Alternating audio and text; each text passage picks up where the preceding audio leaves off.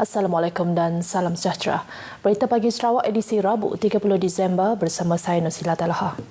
Pengusaha inap desa atau homestay di negeri ini disaran jalinkan kerjasama dengan penggiat industri pelancongan seperti pemandu pelancong, ejen pelancongan termasuk pengusaha kraftangan. Menurut Menteri Pelancongan, Seni dan Budaya Datuk Seri Nancy Shukri, ini penting dalam usaha merancakkan sektor pelancongan di negeri ini. Datuk Seri Nancy menjelaskan jalinan itu berupaya meningkatkan pendapatan pengusaha inap desa melalui pakej-pakej yang diwujudkan dengan kerjasama penggiat industri pelancongan. Kita mesti bekerja sama, tidak dapat secara silo. Kalau kita nak mendapatkan pendapatan atau meningkatkan ekonomi melalui homestay, kena bekerja sama dengan rakan yang lain. Kita tak boleh kata orang silo. Kalau silo, tidak ada daya tarikan. Beliau ditemui selepas menyampaikan hadiah kepada pemenang bagi pertandingan video pendek dan hadiah pertandingan keceriaan dan kebersihan kampung di Dewan Mesra Simunjan di Simunjan. Datuk Seri Nancy dalam pada itu menyeru kepada semua persatuan dan pengusaha inap desa untuk mengadakan perbincangan dengan pihak kementerian dalam usaha membantu mereka memajukan industri inap desa atau homestay. Berucap pada majlis itu, beliau turut menggalakkan penglibatan masyarakat tempatan dalam promosi pelancongan seperti mengaplikasikan teknologi terkini dalam penceritaan menerusi video, gambar atau muzik untuk disiarkan menerusi media sosial. Juga berkaitan pelancongan, Gunung Buda yang terletak di Hulu Mendalam Limbang, Sarawak, terkenal sebagai kawasan pendidikan dan sering dikunjungi pelancong. Lokasi itu bakal dijadikan destinasi pelancongan terulung di utara Sarawak kerana geological semula jadinya yang unik dan semula jadi.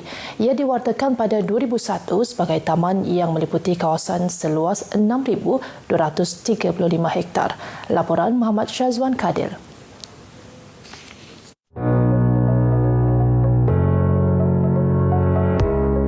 Dinamakan Gunung Buda sempena satu ungkapan penan yang bermaksud gajah putih, merujuk kepada batu kapur setinggi 963 meter yang terletak di utara Taman Negara Gunung Mulu. Di kawasan gunung ini terdapat ruang gua terbesar di dunia, iaitu kira-kira 800 meter panjang, lebar sekitar 400 meter dan langit-langit setinggi 122 meter. Salah satu gua di sini dinamakan Gua Penyu, sepanjang 22 kilometer yang menjadikannya gua terpanjang di Borneo dan kelima terpanjang di Asia. Hutan yang terjaga rapi dan masih belum banyak diterokai memiliki sekurang-kurangnya 300 spesies burung, lebih 2,500 spesies pokok, lebih 60 spesies ular dan pelbagai variasi kehidupan alam. Dengan keistimewaan tersebut, ianya berpotensi menjadi lokasi pelancongan bertaraf dunia. Keistimewaan tempat ini ia memang betul-betul istimewa, di mana hutan ini belum lagi terusik dan banyak keindahan sungai, flora dan fauna yang boleh memberi suatu kepuasan kepada pengunjung. Kami juga dimaklumkan terdapat spesies hidupan liar di kawasan ini yang sukar ditemui di kawasan lain. Ikuti siri kedua laporan Gunung Buda esok.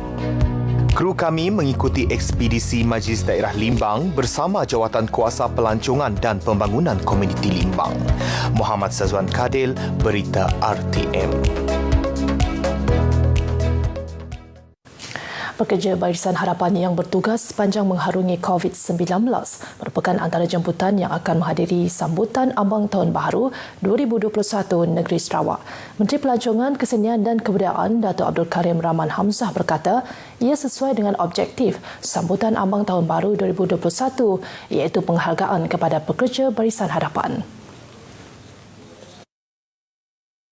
Bercakap pada satu sidang media di Kuching, jelas Datuk Abdul Karim, pekerja Barisan Harapan ialah tergolong dalam kalangan doktor, jururawat dan badan beruniform yang telah bertungkus lumus bekerja memastikan tahap kesihatan awam berada pada satu paras tertinggi dalam tempoh COVID-19 ini.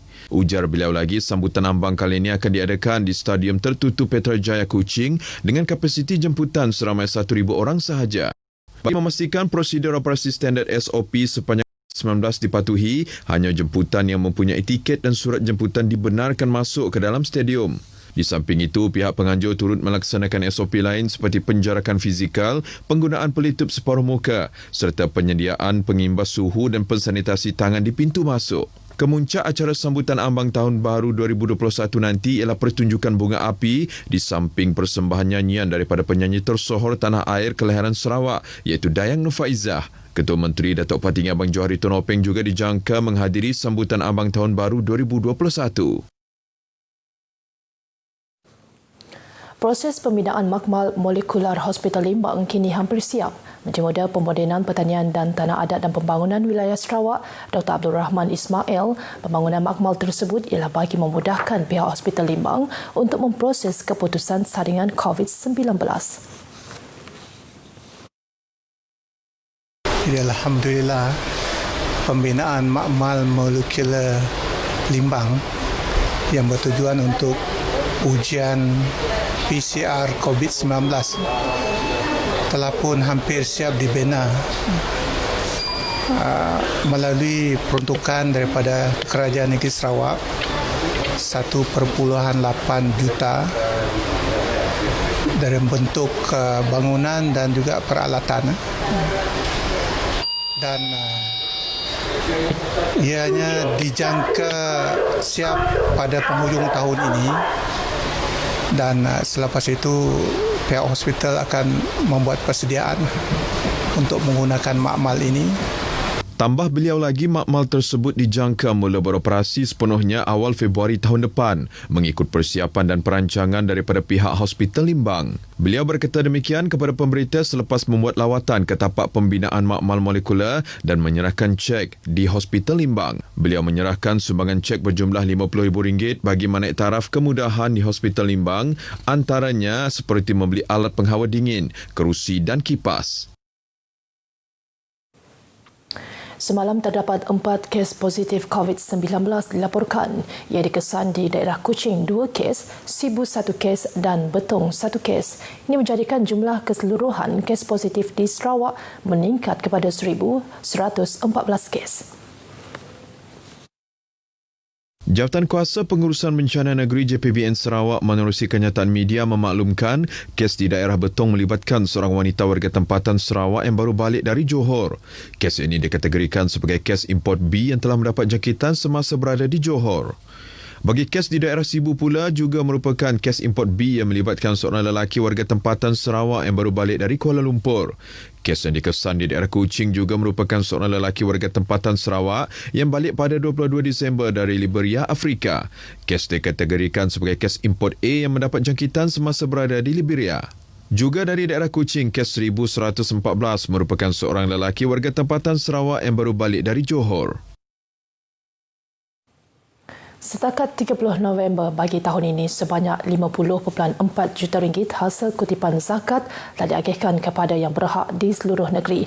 Pengurus Besar Tabung Baitul Mal Sarawak TBS, Datuk Abang Muhammad Shibli Abang Muhammad Naili berkata, pengagihan itu disalurkan melalui 3 program utama, iaitu program pengukuhan tradisi keilmuan, program membangunkan institusi Islam dan program memantapkan kebajikan ummah. Datuk Abang Muhammad Shibli menambah TBS juga telah menyalurkan bantuan khas COVID-19 berjumlah 8.5 juta ringgit kepada 54,403 orang penerima yang terjejas dengan Perintah Kawalan Pergerakan.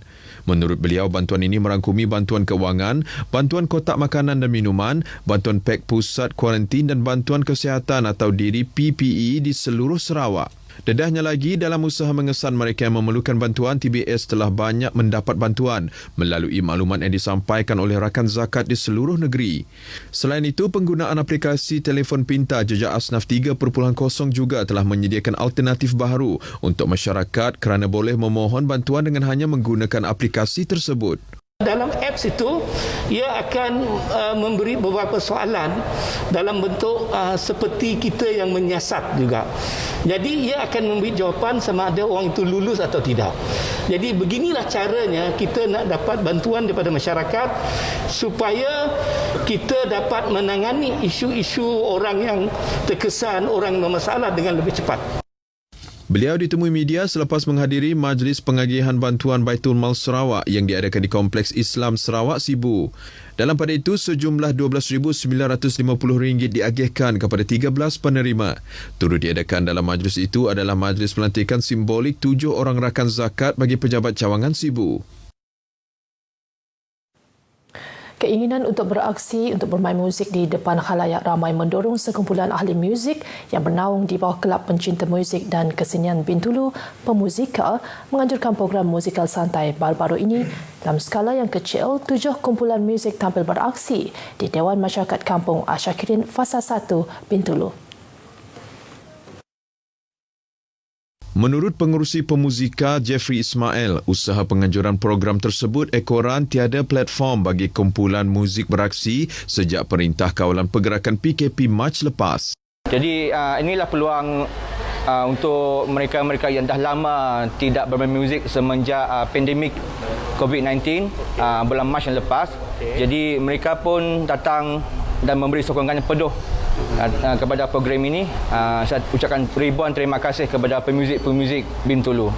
Pihak penganjur katanya menyediakan tempat dan peralatan asas bagi kumpulan yang ingin beraksi. Kumpulan muzik ternyata tidak melepaskan peluang untuk bermain alat muzik walaupun bukan di depan penonton yang ramai. Menurut Jeffrey lagi, pada masa akan datang, pihak Pemuzika bercadang untuk mengadakan program yang sama pada skala yang lebih besar. Tambahnya, penganjuran kali ini hanyalah sebagai permulaan untuk melihat sambutan daripada kumpulan-kumpulan muzik di Bintulu. Sekian berita pagi Sarawak. Bersama-sama kita perangi penularan COVID-19. Saya Nuzila Talaha. Salam hormat.